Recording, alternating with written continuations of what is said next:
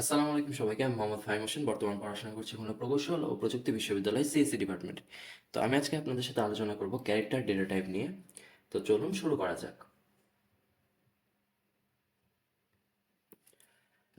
সাইডে আমার নোট রেখে দিয়েছি। এটি অবসিডিয়ান এর একটি নোট। অবসিডিয়ান কিভাবে ইউজ করতে হয় সেটি আমি আপনাদের পরে কোনো ভিডিওতে জানিয়ে দেব। তো এখানে আমরা শুরু করি। Character data type in C. The character data type in C is use to store individual characters. অর্থাৎ ক্যারেক্টার ডেটা টাইপ ইংলিশ অক্ষরগুলোকে ভ্যারিয়েবলের মধ্যে স্টোর করার জন্য ইউজ করা হয়। আপনি character type data type use করতে চাইলে আপনার ক্যার কিওয়ার্ডটি লিখতে হবে, CHAR, তারপরে ভ্যারিয়েবলের নাম। ধরুন আমরা ভ্যারিয়েবলের নাম দিলাম সি। এখন আমরা যদি চাই যে সি কে আমরা ইনিশিয়ালাইজ করবো, অর্থাৎ ইনিশিয়ালি একটা ভ্যালু দিব, সেটাও দিতে পারি। এখানে যদি কোনো ক্যারেক্টার আমরা ভ্যারিয়েবলে রাখতে চাই সেক্ষেত্রে আমরা সিঙ্গেল কোটেশন ইউজ করে থাকি। এখানে এ একটি সিঙ্গেল ক্যারেক্টার, তো এটিকে আমরা সি এর মাঝে রাখার জন্য সিঙ্গেল কোট ইউজ করব। এখন আমরা যদি চাই যে সি কে আমরা প্রিন্ট করব, সেটিও আমরা করতে পারি। তো ক্যারেক্টার ডেটা টাইপের ফরম্যাট স্পেসিফায়ার হচ্ছে পার্সেন্টেজ অফ সি। এখানে আপনি সি লিখে দেন, তারপরে এই কোডটি যদি আমরা রান করি তাহলে সিম্পলি জাস্ট এ প্রিন্ট হবে। এই যে এ, একটা ব্যাকস্ল্যাশ এন দিয়ে দিই তাহলে লাইন ব্রেক হয়ে যাবে। এখানে একটি এ প্রিন্ট হবে। হ্যাঁ, ভালো কথা। এখন আসি আমরা ক্যারেক্টার ডেটা টাইপের সাইজ নিই।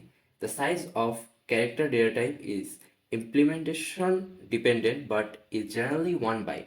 অর্থাৎ অনেক ক্ষেত্রে ক্যারেক্টার ডেটা টাইপের ভ্যালু মানে বাইট সাইজ অনেক রকম হতে পারে।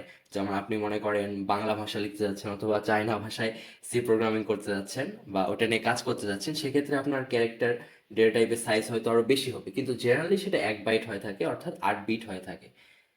এখানে তারপর আছে ক্যারেক্টার রিপ্রেজেন্টেশন। ক্যারেক্টার আর enclosed in single quotes, for example AZ1। এই যে সিঙ্গেল কোটেশনের মাধ্যমে আমরা ক্যারেক্টারকে রিপ্রেজেন্ট করে থাকি।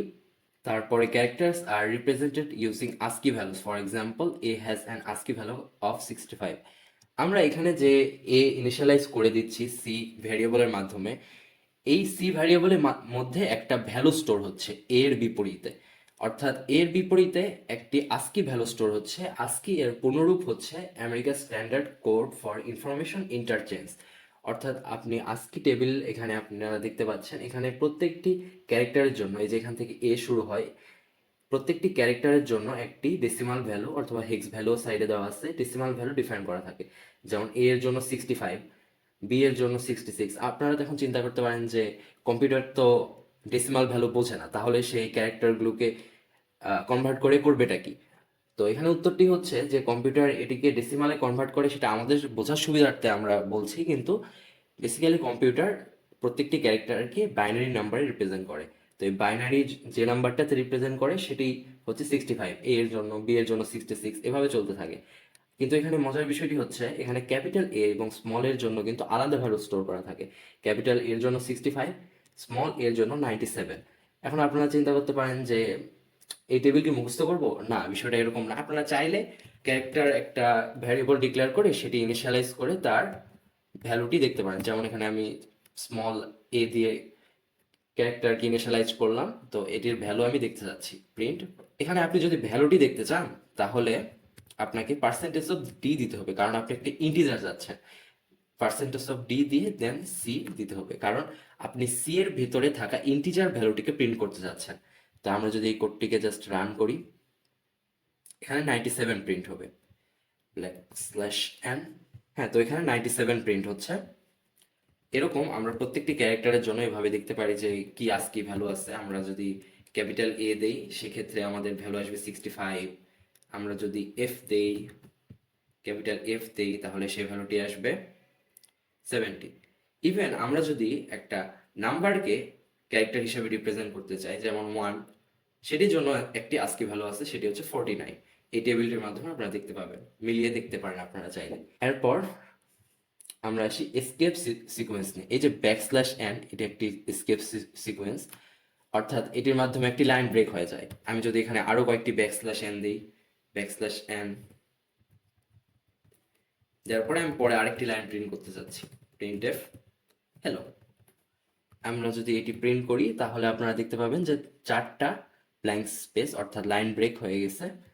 এরপরে আরো কিছু এসকেপ সিকোয়েন্স ক্যারেক্টার আছে, যেমন tab, backslash, single quote, double quote, এগুলো আপনি যদি এক একটি ট্রাই করে দেখেন, যেমন আমি যদি ট্যাব ট্রাই করি \t, তাহলে 4টা স্পেস এখানে সরে যাবে। এই যে 49-এর পর হ্যালো এসেছে কিন্তু 4টা স্পেসের পরে।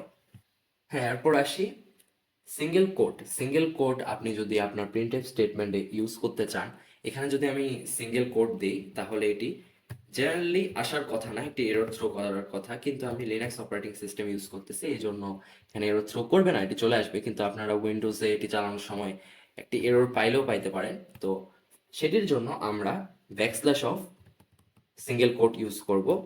এটি একটি ভালো প্র্যাকটিস আর কি।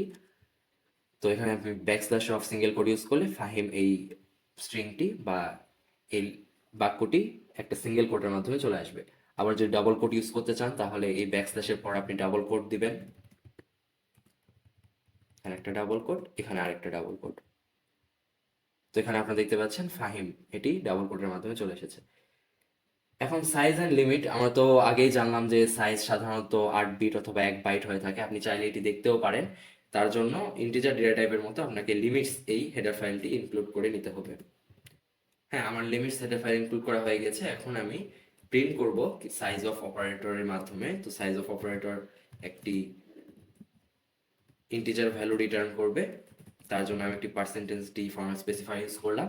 দেন সাইজ অফ ক্যারেক্টার, এখানে কি ভুল গেছে, হ্যাঁ এখানে %ld ইউজ করতে বলতেছে, কারণ সাইজ অফ অপারেটর একটি লং ইন্টিজার রিটার্ন করে। তো এখানে 1 আসছে, 1 বাইট অর্থ 8 বিট। তো আমরা দেখে নিলাম যে সাইজ অফ অপারেটর মাধ্যমে আপনারা ক্যারেক্টার ডেটা টাইপের সাইজ দেখতে পারেন। এখন ক্যারেক্টার ডেটা টাইপের সাথে আপনি অ্যারিথমেটিক অপারেশনও করতে পারেন। যেমন আমি একটি ক্যারেক্টার ডেটা টাইপ নিলাম সি, একে আমি ক্যাপিটাল এ দিয়ে ইনিশিয়ালাইজ করলাম। দেন আমি চাচ্ছি সি ইজ ইকুয়াল c+1। এটি কেমন কথা, সি ইজ ইকুয়াল c+1? এটা তো একটা ক্যারেক্টার না? হ্যাঁ, এটা একটা ক্যারেক্টার, কিন্তু তখন যে আমি বললাম যে প্রত্যেকটি ক্যারেক্টারের জন্য একটি আস্কি ভ্যালু স্টোর করা থাকে। তো এর আস্কি ভ্যালু হচ্ছে 65। এখন 65 এর সাথে যদি আপনি 1 যোগ করেন তাহলে কত হয়? 66। 66 এর আস্কি ভ্যালু হচ্ছে বি। 66 এর আস্কি ভ্যালু হচ্ছে বি। তাহলে আমি যদি এখন সি কে প্রিন্ট করতে চাই,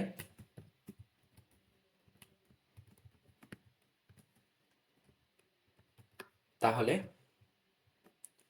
আমার বি প্রিন্ট করবে।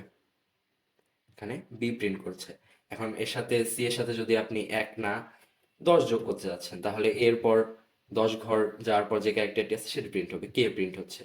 এখন স্মলার এ এর ক্ষেত্রেও সেম কাজটি ঘটবে, স্মল কে প্রিন্ট করবে। তারপরে আমাদের টপিক আছে একটি স্ট্রিং। হ্যাঁ, স্ট্রিং এর আগে আরেকটি বিষয় দেখিয়ে নেই যে আপনি একটি ক্যারেক্টার ডেটা টাইপকে একটি নাম্বার দ্বারাও ইনিশিয়ালাইজ করতে পারেন। এখানে যদি আপনি 65 লিখেন তাহলে সেটি এ হিসাবে ধরে নেবে আর কি, কম্পাইলার বুঝে যাবে যে আপনি এ কে রিপ্রেজেন্ট করতে যাচ্ছেন। এখন এখানে ভ্যারিয়েবলের নামটি চেঞ্জ করে দিই, সি দিয়ে দিই, তাহলে আপনার বুঝতে সুবিধা হবে। আচ্ছা, সি না, আমি এখানে এক্স দিয়ে দিই। আপনার মনে হতে পারে যে শুধু বারবার সি দিচ্ছি কেন, এক্স দিলাম। তারপরে এখানে আমি এক্স প্রিন্ট করতে চাচ্ছি। হ্যাঁ, ভালো কথা। এটা যদি আমি রান করি তাহলে আমার এ প্রিন্ট হবে। আবার আমি যদি আরেকটা ভ্যালু দেই 100, 100 দিলাম, 100 এর জন্য ডি প্রিন্ট করছে। আজকি টেবিল যদি আপনি দেখেন তাহলে 100 এর জন্য ডি প্রিন্ট করারই কথা। এরপরে আরেকটি টপিক বাদ আছে, সেটা স্ট্রিং। স্ট্রিং আমরা পরবর্তীতে আরো ডিটেলসে জানবো।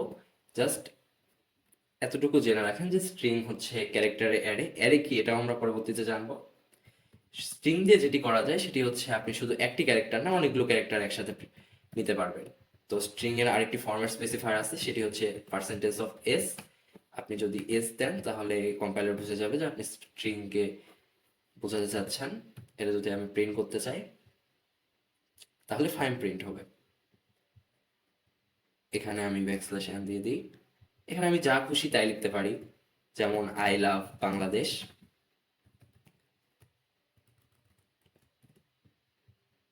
এটা যদি আমি প্রিন্ট করতে চাই এটিও ঠিকঠাক মতো প্রিন্ট হয়ে যাবে। তো স্ট্রিং সম্পর্কে আমরা পরবর্তীতে আরো ডিটেলসে জানবো। আজকে আপাতত এতটুকুই। ধন্যবাদ সবাইকে। ভিডিওটি যদি ভালো লেগে থাকে অবশ্যই লাইক এবং সাবস্ক্রাইব করবেন। ধন্যবাদ।